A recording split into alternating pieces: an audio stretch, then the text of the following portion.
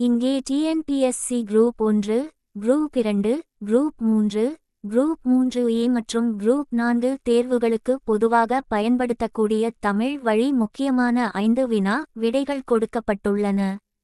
வினா 1.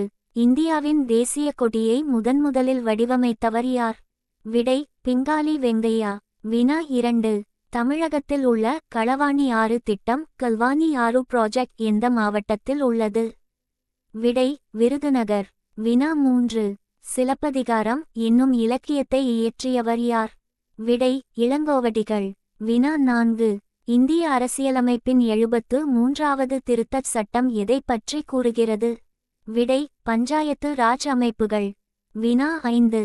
சட்ட நிர்வாகம் மற்றும் நீதித்துறையில் தமிழகத்தின் முதல் பெண் நீதிபதி யார்? விடை: ஜே. மயில்வாகனம். இவை அனைத்தும் பொதுத் தேர்வுகளுக்கான முக்கியமான தரவுகள் ஆகும்.